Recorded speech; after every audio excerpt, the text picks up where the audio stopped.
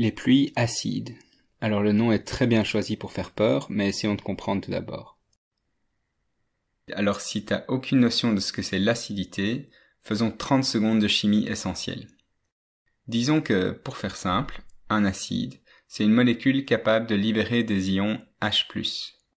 Si un acide libère des ions H+, dans l'eau, ce H+, peut réagir avec les molécules d'eau pour former l'ion H3O+. Et quand on parle de l'acidité d'une solution, on parle finalement de à quel point la concentration en ion H3O+, est élevée. Alors, vu que l'acidité, ça se mesure sur des ordres de grandeur hyper variés, on exprime généralement l'acidité sur une échelle logarithmique, l'échelle du pH, qui se calcule comme l'opposé du logarithme de la concentration en ion H3O+. Alors, on va pas faire plein de calculs ici, ce qui nous intéresse, c'est de savoir, tout d'abord, qu'une solution neutre a un pH de 7, en dessous de 7, c'est une solution acide, et au-dessus de 7, c'est l'opposé, c'est une solution basique. Et deuxièmement, qu'avec cette échelle logarithmique, changer d'une unité de pH, ça correspond à avoir une solution 10 fois plus acide ou 10 fois plus basique. Donc, lorsque le pH d'une solution passe de 6 à 5, j'ai une solution qui est devenue 10 fois plus acide. Et lorsqu'il passe de 6 à 4, j'ai une solution qui est 100 fois plus acide, etc. Par contre, si le pH d'une solution passe de 7 à 10, cette solution est devenue 1000 fois plus basique, ou 1000 fois moins acide. Voilà. Le but ici, c'est pas de faire un cours de chimie, mais de comprendre les principes de base. Et maintenant que ça c'est fait, on va voir un peu comment la pluie peut elle-même devenir acide. Première chose à comprendre, c'est qu'en fait, déjà naturellement, des molécules d'eau de la pluie peuvent se combiner avec le CO2 de l'atmosphère pour former de l'acide carbonique, H2CO3. L'acide carbonique est un acide faible, c'est-à-dire qu'il aime bien larguer des ions H+, mais pas en quantité super importante non plus. Donc, de l'eau de pluie est déjà naturellement légèrement acide. Elle a un pH de environ 5,6. Mais le problème des pluies acides, lui, il est causé par la présence d'oxydes de soufre et d'azote qui sont dans l'atmosphère. Ces oxydes peuvent être formés par des causes naturelles comme la foudre ou le volcanisme, mais leur concentration élevée dans certaines régions du monde est principalement due à l'action humaine. Le soufre, c'est un élément essentiel aux molécules du vivant. Donc on en retrouve dans les plantes. Et donc lorsqu'on brûle des carburants à base de fossiles de végétaux, comme du pétrole ou du charbon, le soufre qui s'y trouvait va réagir avec l'oxygène de l'air pour former du dioxyde de soufre, SO2. Ensuite, à la lumière du soleil, le dioxyde de soufre peut réagir avec le dioxygène de l'air pour ensuite former du trioxyde de soufre, SO3. Et ce trioxyde de soufre, finalement, peut réagir avec l'eau pour former de l'acide sulfurique, H2SO4. Et ça, c'est un acide très fort. Même des toutes petites quantités d'acide sulfurique peuvent faire baisser fortement le pH de l'eau. Et maintenant pour les oxydes d'azote.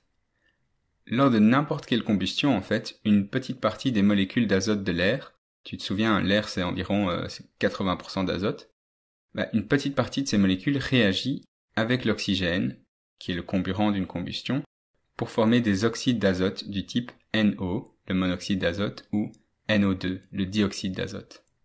Ce type de réaction se produit particulièrement dans les moteurs à combustion des voitures, mais aussi dans certaines chaudières et dans certains procédés industriels. Ces oxydes vont généralement être repris sous le terme NOx, pour parler des oxydes d'azote qui sont polluants. Ces oxydes d'azote peuvent réagir avec l'eau de pluie pour former de l'acide nitrique, HNO3. Et là, même principe, on se retrouve face à un acide fort. Et son impact sur l'acidité de l'eau sera important. Ces oxydes de soufre et d'azote peuvent donc faire baisser le pH de l'eau de pluie de 5,6 jusqu'à des niveaux proches du vinaigre par exemple, jusqu'à des pH de l'ordre de 1,5 dans certains cas. Ça correspond à une acidité 10 000 fois plus forte que l'acidité naturelle de l'eau de pluie. Bon, du coup on se retrouve avec de l'eau de pluie acide. Et alors, qu'est-ce que ça change ? Ça change plusieurs choses. Tu dois savoir qu'en réalité, les cellules des êtres vivants fonctionnent à un certain niveau d'acidité seulement, et que si le pH change, très rapidement, certaines molécules comme les enzymes vont perdre leur structure et ne plus fonctionner correctement. Et sans fonctionnement correct des enzymes, les cellules, ça ne tient pas longtemps. Alors toi, tu as une peau plutôt imperméable, et donc les gouttes de pluie acide ne vont pas t'achever, mais les végétaux, les poissons ou les invertébrés peuvent en subir des dégâts directs et être fragilisés ou mourir si l'acidité de la pluie, des eaux ou du sol change. Et justement, au niveau du sol, les dégâts ne s'arrêtent pas là. Lorsque le sol est naturellement basique, comme avec les sols calcaires, l'acidité de l'eau de pluie peut être neutralisée. Mais sinon, dans les autres cas, pour les sols neutres ou déjà un peu acides, si de l'eau acide arrive au niveau du sol, elle peut provoquer la dissolution de certains métaux toxiques, comme l'aluminium. L'aluminium, il y en a plein dans le sol. En sol neutre, c'est pas un problème, il est immobile. Mais lorsque le pH baisse, il peut être dissous dans l'eau du sol et absorbé par les plantes, et prendre la place d'autres métaux essentiels comme le fer. Mais en plus, les ions H+, qui sont libérés par l'eau de pluie acide lorsqu'elle atteint le sol, risquent de prendre la place, dans les couches d'argile, des autres ions essentiels, comme le calcium ou le potassium, dont les plantes auraient normalement besoin. Ces derniers sont normalement absorbés à la surface des particules d'argile du sol, mais si les H+, prennent leur place, alors ils se font emporter par l'eau et lessivés hors d'atteinte des plantes. Concrètement, on a vu dans les années 60 à 80 en Europe des dégâts causés par les pluies acides sur les sols, les eaux de surface, la santé humaine même et certains écosystèmes. Et depuis qu'on y a réduit la combustion de charbon, ça s'améliore, mais on a encore du chemin à faire.